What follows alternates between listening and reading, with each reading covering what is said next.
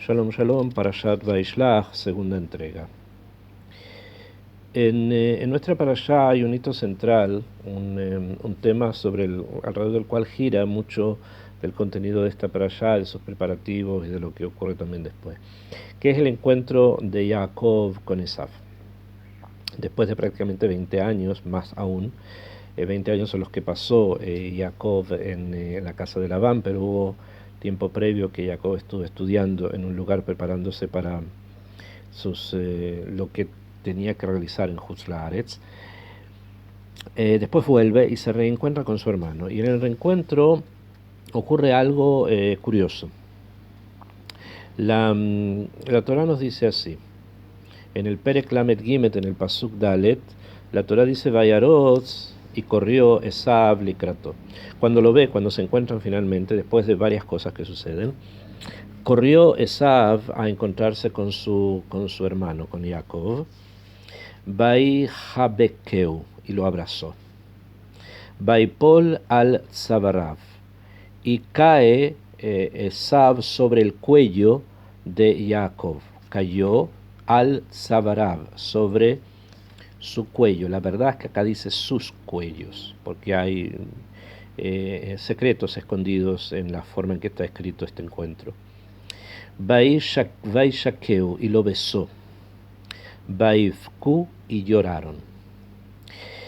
Este pasuk, que es el pasuk Dalet del Perek Lamed Gimel, es estudiado de múltiples formas y hay muchísimas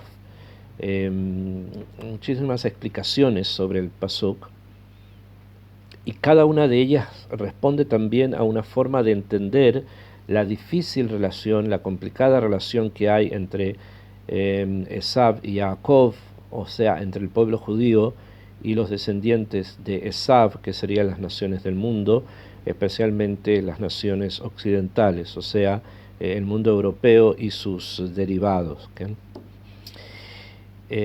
Rashi dice, cuando trata el pasuk desde la perspectiva que él quiere mostrarnos, dice lo siguiente: Vaihabkeu, lo abrazó, ¿quién? Esav a Jacob. Nitgalgelu rahamav, keshe ra'au, mishtahave kol ha'ishtahavaiyot alalu. Rashi dice, ¿por qué lo abraza? Porque Nitgalgelu rahamav, porque Esav se conmovió, tuvo una conmoción espiritual profunda, emocional más bien dicho, después de haber visto a Jacob, como lo leímos en las pesukim anteriores, que se prosterna tantas veces delante de él. Prosternarse quiere decir saludar, una forma de saludar para indicar que Bemet, Jacob, venía en son de paz, en son de amistad y de hermandad. Esto conmovió a Esav, y es por eso que corre donde él y lo abraza. O sea, esta explicación que Rashi trae del Midrash es positiva. Quiere decir que la forma de reaccionar de Esav con respecto a Jacob fue en un primer momento positiva. Vaishakeo, lo besó. Después de esto, de que lo abraza, lo besa. Y acá Rashi tiene una dificultad con respecto al Masoret, o sea, a la tradición que hemos recibido de cómo tiene que ser escrito el Sefer Torah y qué cosas a veces se agregan a las letras del Sefer Torah para indicar tradiciones muy antiguas que normalmente son secretas, y que los escritores del Sefer Torah, los sofrim, los escribanos, los escribas, ellos saben a través de signos que se transmiten ideas secretas en las palabras. Y este es uno de los casos. Por lo tanto, Rashi dice así: Nakud alav, Vaishakeu. Si nosotros vemos en el Sefer Torah la palabra Vaishakeu, que la palabra Vaishakeu tiene 1, 2, 3, 4, 5, 6 letras. Sobre cada una de las letras hay un punto. ¿Bien? Cada letra tiene un punto que no es la vocal, sino que es un punto agregado. Y ese punto agregado está ahí por algo. Hay una información que nos quiere entregar. ¿Cuál es? Rashi dice, Nakud alav, está punteado. Beyesh holkim badabar. Y hay quien discute sobre la información que estos puntos entregan cuando están sobre las letras de una palabra. Badabarase. Babraita de Sifri. Y nos dice incluso el lugar donde la Mahloket, donde esta discusión se encuentra, en el Midrash Sifri, que es el Midrash, uno de los Midrashim de las tradiciones de Hazal sobre el Sefer Dvarim. Dice, Yesh Darshu Nekudazo Lomar, hay quienes estudiaron estos puntos, o sea que la información que me entregan estos puntos, Lomar, Shelo Nashku Behol Livo. Shelo Nashko Behol Livo, que no lo besó de todo corazón. O sea, hay quien opina que esto me viene a enseñar que el beso que le da a Esab a Jacob no fue total, no fue de todo corazón, sino que fue en cierta medida engañoso. Amar Rabbi Shimon, dijo Rabbi Shimon ben Yochai, el autor del Zohar, Alahahi beyadua, es una alajá conocida, Sheesav sonele Yaakov, que Esav, el hermano de Jacob, odia a Jacob. Rabbi Shimon, que es el que trae esta idea muy profunda en Hazal, y que obviamente Masea Bot Simal Abanim no es simplemente que se relaciona con Jacob, un personaje, sino que se relaciona con todo el pueblo judío, sobre los cuales existe un odio perpetuo de parte de Esav y sus descendientes. Y es por eso que cuando Rabbi Shimon expresa esa idea dice halajá. Así como la halajá no cambia, este odio de parte de las naciones del mundo a Israel nunca cambia. Dice que Esav sonele Yaakov. Ela shenimkeru rahama veotasha. Esto es, la base es así. Pero dice Rabbi Shimon bar Yochai que en ese momento a Esav se emocionó, a pesar de que hay una base de odio, ese marco de sospecha, de odio, de malos pensamientos que las naciones del mundo tienen con respecto a lo que Israel hace, o no hace, o deja de hacer, o dice o no dice, en ese momento como que fue cubierto por la compasión, por la emoción. Ve neshako behol livo, y lo besó de todo corazón, que es la segunda opinión. Entonces, hay una opinión en Hazal que dice que el beso no fue de todo corazón, y hay otra opinión que dice que a pesar de que el marco de relación de Esav y su descendencia con respecto a Israel es siempre de odio, hay veces que ese odio es cubierto por una cierta compasión, y en ciertos momentos hay compasión. Esto es lo que ha ocurrido muchas veces, que la historia es bastante extensa en muchas cosas, y hemos visto que muchas personas de las naciones del mundo, en circunstancias difíciles para Israel, nos han ayudado. Hay justos de las naciones del mundo que salvaron a muchos judíos durante el Holocausto, y así también ocurrió en otros momentos de la historia. Bien, Rabbi Shimon bar Yochai dice, sí, eso es verdad, pero no hay que olvidar que hay un marco, que ese es el marco de la Siná, que es una alajá, y por lo tanto es eterna y no cambia. Pero hay momentos en que eso suele ser cubierto por un sentimiento más positivo. Mientras que la otra opinión opina que los puntos que están escritos allí indican que simplemente Esav no lo besó de todo corazón. Eso sería la información que está contenida en esos puntos, ¿okay? Sobre el tema de la relación que hay entre Esav y Jacob, no solamente las personas de Esav y Jacob, como mencionamos, sino sus descendientes, o sea, las naciones del mundo y el pueblo judío. Akshav, hay otra forma de estudio que no desacredita lo que acabamos de estudiar, o sea, está basado en esto mismo, pero que lee un poco más allá, o sea que hay una lectura más profunda del tema, y es la siguiente. El beso que Esav da o hace a Esav produce algo en el mundo, produce una fuerza, una energía que según el Sod, según las explicaciones más profundas de la Torá que llamamos Cábala, indica que lo que aquí ocurre tiene mayor profundidad, mucha mayor de la que nosotros pensamos. Porque según el Sod está escrito, y el Sod explica, Vaishakeu lo besó, Vaifku y lloraron. ¿Okay? La pregunta es por qué esto escrito Vaishakeu lo besó en singular, lo besó Esav a Jacob, muy bien. Baifku, y lloraron los dos. ¿Por qué ese llanto? Entendemos que si está Esav besando a Jacob de manera positiva, como un hermano, entonces entendemos su emoción. Pero ¿por qué Jacob? ¿Acaso él no entendía qué es lo que estaba ocurriendo? Lo que nosotros estamos leyendo en las explicaciones de Rashi, traídas por Rabbi Shimon Bar Yochai, obviamente también estaban en la conciencia de Jacob. Jacob sabía con quién se estaba enfrentando.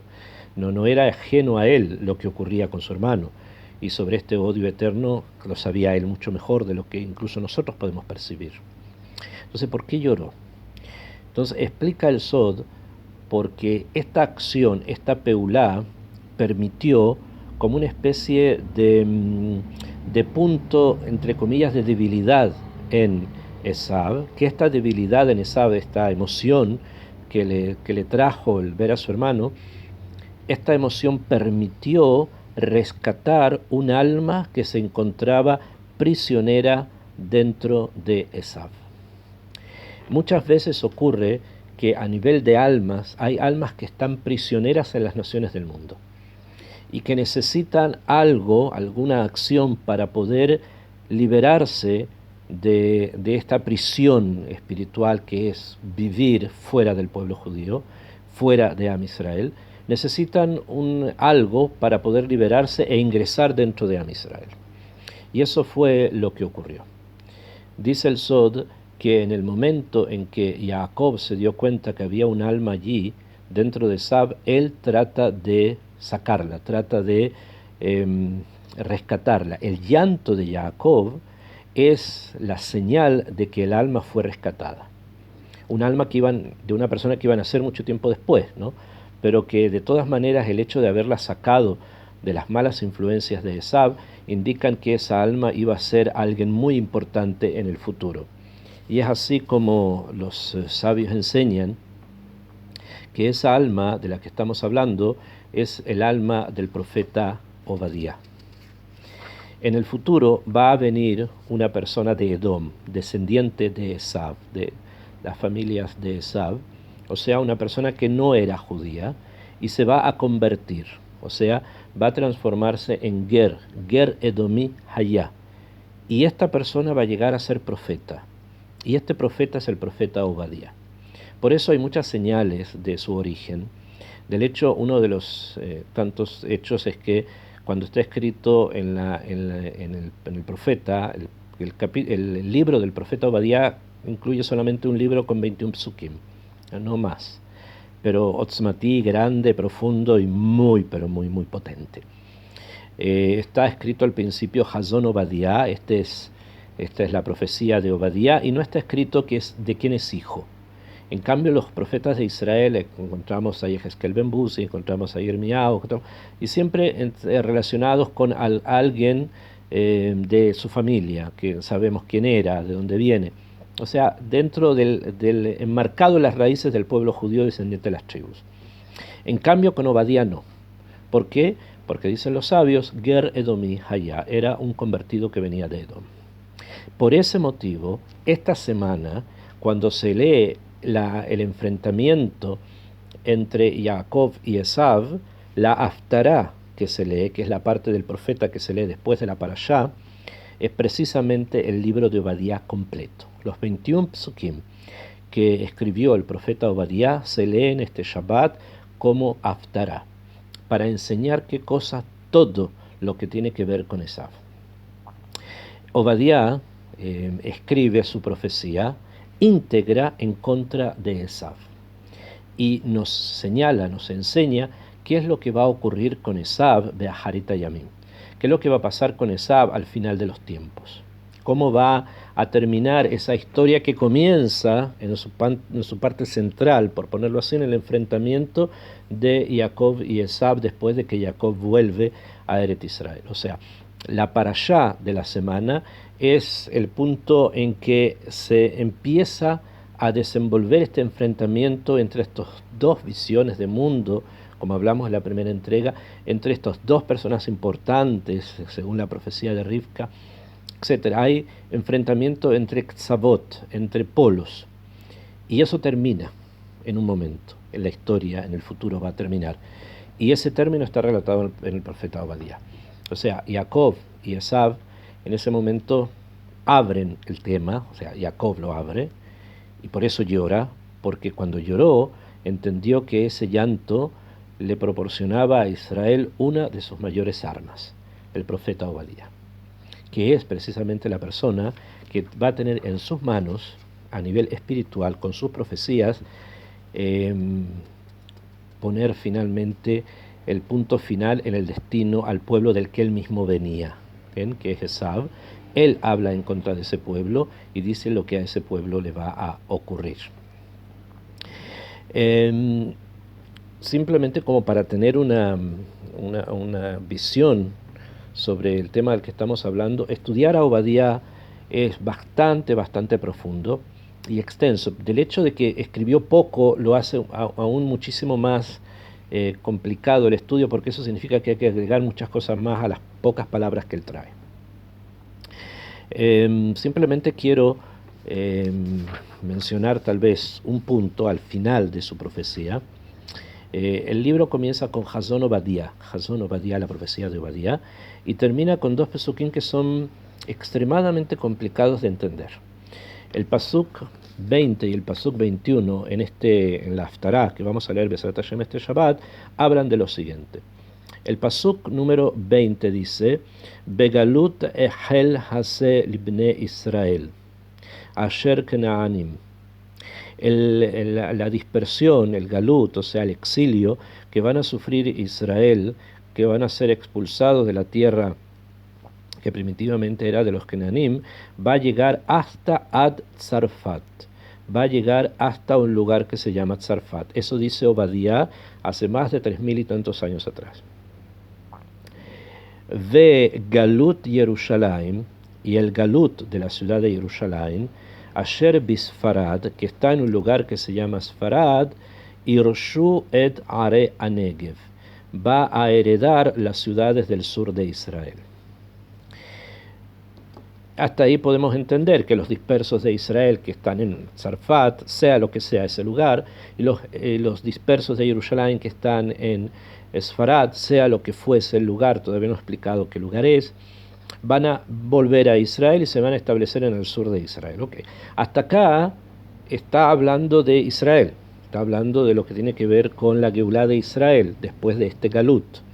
Pero dijimos, este es un libro que está escrito para Lachtón, para cerrar el destino de Esav, o sea, para cerrar el destino de las naciones del mundo. Entonces no queda solo en eso, sino que al final, el último pasuk dice: Ve'alu Moshin behar Zion. Van a subir los salvadores en el monte Sion, lishpotet har Esav, para juzgar al monte de Esav, be'ayetá la Hashem ameluja, y ahí va a recibir Hashem el reinado. Esto obviamente ya es un poco más, expresado a lo que va a ser la escatología final de lo que va a ocurrir en el mundo. Dice que van a venir Moshiim. Moshiim se refiere, va a venir alguien a salvar a Israel en el monte Sion. Se refiere a nuestros Meshechim, el Mashiach ben Yosef, Mashiach ben David. Y una de las funciones que van a tener estas energías de Geulá, de redención sobre el pueblo judío, una de estos puntos energéticos que es necesario que ocurran, es que va a tener que ser juzgado el monte de Esav. El monte de Esav significa la cultura de Esav. Har es monte, lo que sobresale de algo, o sea, los puntos sobresalientes de la cultura de Esav van a ser juzgadas, quiere decir, se va a hacer un tribunal para saber si eso que Esav construyó en toda su historia es algo que tiene o no tiene algún tipo de relación con el espíritu de la creación que hizo Hashem Yitbaraj en su mundo. Sí, y si no, será destruido. Be'aital Hashem ameluja, y cuando esto ocurra, entonces Akadosh Baruj Hu va a proclamarse rey. Eso quiere decir que el mundo va a llegar a su tikkun, el mundo va a llegar a su plenitud espiritual, precisamente cuando se juzgue el monte de Esav, o sea, la cultura de Esav, cuando sea juzgado Esav como tal, sus descendientes, las naciones del mundo, las 70 naciones, etcétera, sean juzgadas en el monte Sión. En ese momento, Akadosh Baruj Hu va a alcanzar su plenitud como Ribbon HaOlam, el Señor del mundo. La pregunta es, ¿qué relación tiene esto con los galuyot mencionados en el pasuk anterior? ¿Por qué los relaciona Obadía? ¿Cuál es el tema de relacionar esto con los dispersos que están en Sarfat? Rashi, nuestro gran comentarista, cuando explica que Sarfat dice directamente Francia, cuando explica que Sefarad dice directamente Aspamia, o sea, España. Sobre eso no queda duda. La tradición de Israel identifica Sarfat con Francia, o sea, el centro de Europa. Ashkenaz, lo que se va a llamar Ashkenaz, va a ser un poco más hacia el norte, que yendo más de Alemania, más incluso hacia el oriente. En cambio, el centro de Europa es lo que se conoce como Sarfat, y la parte más occidental de Europa es lo que se conoce como Sfarad, la península. Entonces, los exiliados de Israel que estén en estos lugares van a venir, van a heredar las ciudades del sur de Israel. El sur de Israel se identifica, porque la identificación principal es con respecto a el galut de Sfarad, el galut que está en España, que va a venir a las ciudades del sur. El sur, dentro de la Torá, siempre indica la Jochma, la sabiduría, porque la menorá en el Mishkan estaba en la dirección del sur, entonces el sur siempre es sabiduría. Esto quiere decir que no es necesariamente que se van a establecer en alguna ciudad que queda en el sur de Jerusalén, hacia Eilat, entre el Negev, Beersheba y esto, que puede ser que también sea así, pero la Kavaná más profunda es que se van a establecer como grandes maestros de Jochma. Aquellos que vengan de estos galuyot se van a establecer como grandes señores de la Jochma, maestros de sabiduría, que van a enseñar al pueblo judío nuevamente ese kesher completo, profundo y total que tiene que tener Am Israel con Akadosh Baruj Hu. Y esto también va a ocurrir en otras medidas y en otras dimensiones con el galut que está en Sarfat. Ambos galuyot son la base para poder comenzar con el juicio a Esav. Mientras estos galuyot, la Jochma, que va a traer consigo el galut en Sfarad, la fuerza que va a traer consigo el galut de Sarfat, son los elementos con los cuales vamos a poder construir el argumento y el juicio en contra del monte de Esav. Por lo tanto, no está desvinculado una cosa de la otra, van juntos. De la misma manera que vuelven estos exiliados y se asientan en la tierra de Israel en el punto de la Jochma, de la sabiduría, así es como va a ser posible el juicio al monte de Esav. ¿Cómo va a ser exactamente el juicio al monte de Esav? Hay muchas explicaciones también en los sabios que lo explican de maneras distintas. Hay quien habla de un juicio en forma bastante concreta, como está escrito en la Gemara, en Masejet Avodah Zarah. Al principio se habla de este juicio, ahí se trae quién entra primero, quién entra después, qué nación es juzgada y cómo es juzgada, etc. Un estudio interesante que vale la pena leer al principio de la Gemara, en Masejet Avodah Zarah. Y hay quien opina que es más bien un juicio a nivel cultural. Juicio en el sentido de una valorización de la cultura occidental en la medida en que ésta tiene algún tipo de relación con lo espiritual. O sea, no es que necesariamente haya un juicio en contra de personas que finalmente sean condenadas y sean castigadas con este castigo o con el otro, sino el hecho que se ponga en juicio, o sea, que se ponga en duda muchas veces la validez de la cultura occidental, a manera tal que cuando se muestre y demuestre su vacuidad, su vanidad, el hecho de que no hay nada dentro de ella, entonces vamos a poder, behemet, habernos superado y habernos liberado de esa vacuidad, de eso que es nada. Y allí Akadosh Baruj Hu nuevamente, Keilu va a estar presente, estuvo siempre presente, pero es necesario que sea evidente su presencia. Y mientras el mundo de lo vacío esté presente, será muy difícil que Akadosh Baruj Hu pueda ser considerado, pueda que el ser humano que tiene libre albedrío pueda considerar a Kadosh Baruj Hu como Melech. Lamentablemente, como todo lo que vemos en el mundo, muchas veces no percibimos cerca el momento en que una cultura de una decadencia tan grande como que simplemente hoy en día, ya después que han convencido a las personas que pueden comprarse ropa que está rota, ya simplemente nos pueden convencer de absolutamente todo. Esa cultura occidental que es capaz de revestirse con ropas remendadas o ropas que están con agujeros, es extremadamente difícil, uno pensaría, poder cambiar y tratar de por lo menos volver a un cierto equilibrio, ¿no? Sin embargo, al parecer, la sabiduría que traen los exiliados, los que vuelven, va a crear la posibilidad a que haya un juicio a toda esa cultura tan decadente. Bezrat Hashem, el que el llanto de Jacob sea fructífero, como lo fue con Obadiah, y como nuestros sabios dicen que también va a ser en el futuro, transformándose ya no en llanto, sino en alegría.